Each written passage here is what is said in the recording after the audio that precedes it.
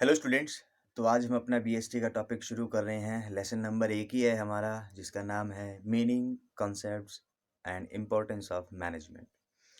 देखिए, इस चैप्टर के अंदर हम लोग जो सबसे पहला टॉपिक करेंगे वो होगा हमारे पास मीनिंग ऑफ मैनेजमेंट, मीनिंग क्या है। उसके बाद जो हमारे पास दूसरा टॉपिक होगा वो होगा कॉन्सेप्ट ऑफ मैनेजमेंट।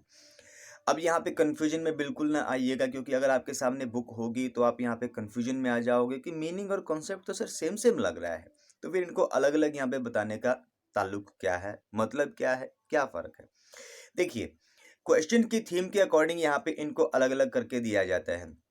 कई बार क्या होता है, एग्जामिनर आपसे पूछ लेगा, सिंपल सिंपल क्वेश्चन आ जाएगा एग्जाम के अंदर, what do you mean by the concept of management, या explain the concept of management, या what do you mean by management. Simple simple सी बातें यहाँ पे पूछ लेगा। तब उस सिचुएशन में अगर सिंपली आपने कॉन्सेप्ट पढ़ा है तो आप आउटस्टैंडिंग है, तो आप उसमें से मीनिंग निकाल लोगे। लेकिन अगर आप आउटस्टैंडिंग नहीं हो, आप बिल्कुल स्टार्टिंग से वर्क कर रहे हो, आप थोड़ा सा अपने आप को इतना कंफर्टेबल फील नहीं करते इन टर्म्स ऑफ बीएसटी, तो तब उस सिचुएशन में आपने इन दोनों कॉन्सेप्ट्स को अलग अलग समझना बहुत ज़रूरी हो जाता है। सबसे पहली बात, अगर हम बात करें हमारे मीनिंग ऑफ जो मैनेजमेंट है उसके बारे में, तो देखिए, मतलब किसी भी चीज़ का अगर हम निकालते हैं तो जितने दिमाग, ये बात मैं क्लास में भी कह चुका हूँ और यहाँ पे दोबारा फिर से कहता हूँ, जितने आदमी उतनी बात, जितने आदमी उतनी बात, और एक ही बात को कहने के अलग अलग तरीके। इसके लिए मैं अब आपको कई बार वो मंदिर वाला एग्जाम्पल भी दे चुका हूँ कि एक 3 मज़दूर थे जो कि मंदिर में काम कर रहे थे। तीनों से पूछा गया तो तीनों के अलग-अलग जवाब। पहले से पूछा तो कह रहा, भाई मैं तो भगवान की सेवा में हूँ। दूसरे ने कहा तो भाई दिहाड़ी करनी है। तीसरे ने कहा तो कहता तेरी फूट रही है, तेरा दिखता नहीं काम लग रहा हूँ। तो सिंपली हमारे पास यहाँ पे एक ही बात को कहने के अलग-अलग तरीके होते हैं और मीनिंग उसी चीज़ को यहाँ पे कैप्चर करता है। जैसे कुछ लोगों ने जो मैनेजमेंट का मीनिंग है उसको कंसिस्टेंट थ्योरी के अंदर अपनाया और उसको एक्सप्लेन करा और उसमें कहा, प्रबंध दूसरों से काम लेने की कला है। उसको कला बोला, लेकिन क्या कहा, दूसरों से काम करना। फिर इसी चीज़ को थोड़ा सा और मॉडिफाई करते हुए कुछ लोगों ने कहा, प्रबंध जो भी रिसोर्सेज फर्म के पास अवेलेबल है उनका बेस्ट यूटिलाइजेशन ही कहलाता है। ठीक है, बेस्ट यानी कि एफिशिएंट और effective utilisation of resources of the business organisation. फिर कुछ लोग आए, बोले कि नहीं ऐसा नहीं होगा, इसमें कुछ और ऐड करो आप। तो इस तरीके से मीनिंग जो है ना वो अलग अलग चेंज होते चले गए, लेकिन वो जो मीनिंग यहाँ पे बनाए गए थे वो किसी न किसी कॉन्सेप्ट या किसी न किसी बेस के बिहाफ पे ही बनाए होंगे ना। वो जो परिभाषाएं, वो जो डेफिनेशन, वो जो मीनिंग यहाँ पे अलग अलग क्रिएट करे, तो वो कुछ ना कुछ प्रॉपर किसी न किसी बात के आधार पे तो कहा गया होगा। अब जिस बात के आधार पर लोग ये अलग अलग अर्थ, अलग अलग मीनिंग निकाल रहे हैं, उसको हम कहेंगे कॉन्सेप्ट। अब देखिए, कॉन्सेप्ट में यहाँ पे क्या चल रहा है, आप इस बात को अपने दिमाग में बैठा लीजिए कि जो कॉन्सेप्ट है बिजनेस इसका, मैनेजमेंट का, वो कॉन्सेप्ट क्या कहता है। पहले मैं कॉन्सेप्ट को लूंगा, उसके बाद आपकी मीनिंग को प्रॉपर तरीके से कवर करूंगा, ताकि आपको पता लग जाए कि हाँ, हमारी मीनिंग हमारे कॉन्सेप्ट में से कैसे निकलती है। सबसे पहली तो बात, अगर मैं कॉन्सेप्ट की बात करूं तो प्रबंध क्या है। तो प्रबंध करता है जो हमारे पास फिजिकल रिसोर्सेज होते हैं और जो ह्यूमन रिसोर्सेज होते हैं। अब फिजिकल रिसोर्सेज के अंदर आपका आ जाता है लैंड, उसके बाद आपका आ जाता है जो मशीनरीज, जिसको हम कैपिटल बोल सकते हैं। तो ये सारी की सारी चीज़ें हमारे पास, या जो भी 4 फैक्टर होते हैं हमारे पास इकोनॉमी को ग्रो करने के लिए, लैंड, लेबर, और क्या हुआ,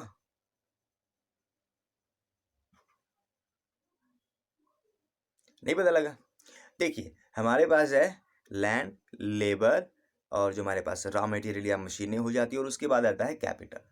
तो इन रिसोर्सेज के बिहाफ पे पूरा का पूरा बिजनेस रन करता है, अपनी एक्टिविटीज को परफॉर्म करता है। और अब इन रिसोर्सेज को अच्छे तरीके से मेंटेन करने का काम किसका होता है। आप कहोगे सर मैनेजर का। और मैनेजर जो करता है वो क्या है सर, मैनेजमेंट। आपका आंसर होने वाला है। लेकिन अगर कहा जाए तो मैनेजमेंट सिर्फ मैनेजमेंट क्या क्या, मतलब कुछ एक्सप्लेन नहीं हो पा रहा है ना। तो चलिए, मैनेजमेंट का कॉन्सेप्ट है a bunch of activities, a bunch of various processes. यानी कि मैनेजमेंट अपने आप में एक प्रक्रिया है और उस प्रक्रिया के अंदर बहुत सारी प्रक्रियाएं हैं। और इसी चीज को समझा जाता है एज ए कॉन्सेप्ट। उन प्रोसेसेस को, उन प्रक्रियाओं को, उन एक्टिविटीज को कोई भी चेंज नहीं कर सकता। बस हाँ, हर एक प्रोसेस को, हर एक एक्टिविटी को अपने बिहाफ पे डिफाइन कर सकता है। और जो डिफाइन करने की एक्टिविटी है वो तो हमारे पास आ गई, किस में कहते हैं, मीनिंग में। और जो कॉन्सेप्ट्स हैं, जो नींव हैं किसी भी मीनिंग की, उनको भी कोई चेंज नहीं कर सकता, वो बन गया कॉन्सेप्ट हमारे पास। चलिए अब बात करते हैं, इस कॉन्सेप्ट को लेके चलते हैं। तो कॉन्सेप्ट में क्या है? कॉन्सेप्ट में कहता है कि जो मैनेजमेंट है वो करती है प्लानिंग, समझ में आई बात, ऑर्गेनाइजिंग, स्टाफिंग, कंट्रोलिंग, डायरेक्टिंग वगैरह वगैरह, ये सब सारे के सारे काम जो है ना वो मैनेजमेंट करती है। और इन्हीं सब को कंबाइंड रूप में हम कहते हैं कॉन्सेप्ट ऑफ मीनिंग। क्यों? प्लानिंग एक प्रोसेस अपने आप में, क्या करना है, कब करना है, कैसे करना है, सारे डिटेल यहाँ पे होगी। उसके बाद ऑर्गेनाइजिंग भी, कौन लगाना है काम पे, कितने संख्या में लोगों को लगाना है काम पे, क्या क्या रिसोर्सेज मुझे चाहिए, वो ऑर्गेनाइजिंग यानी कि संगठन का निर्माण करना हो गया। और संगठन के निर्माण में सिर्फ और सिर्फ ह्यूमन बीइंग नहीं होता, वहाँ पे नेचुरल और दूसरे हमारे पास रॉ मटेरियल और दूसरे असेट्स भी होती है। उन सभी को कंबाइंड रूप में यहाँ पे एक किस्म से एक ऑर्गेनाइजेशन के रूप में सेट करना, वही तो ऑर्गेनाइजिंग कहलाता है। और उसके बाद फिर हमारे पास आता है और वो है डायरेक्टिंग। डायरेक्टिंग मैं यहाँ पे सिंपली ज़्यादा लंबा चौड़ा भाषण नहीं देने वाला हूँ या लंबा चौड़ा नहीं खींचने वाला है इसको। तो डायरेक्टिंग मेरे पास आ जाता है, बीच के वाले कॉन्सेप्ट्स को मैं यहाँ पे हटा देता हूँ। और उसके बाद फिर आता है कंट्रोलिंग। देखिए डायरेक्टिंग का मतलब क्या होता है कि हर एक आदमी को यहाँ पे बताना कि भाई तूने क्या करना है, तूने क्या करना है, तूने क्या करना है, इस चीज़ को कैसे करना है, उस चीज़ को कैसे करना है, वो सब डायरेक्टिंग।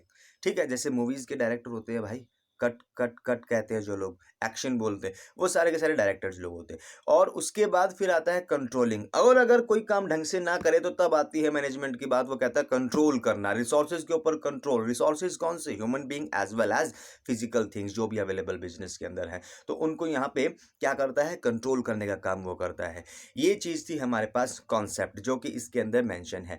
अब इसके बिहाफ पे मीनिंग निकाला जाए तो सिंपली जब कंट्रोलिंग को सिर्फ एक टूल मान लिया तो कहा गया, और डायरेक्टिंग को सिर्फ एक मेन बात मान ली तो डेफिनेशन निकली लोगों से काम कराने की कला।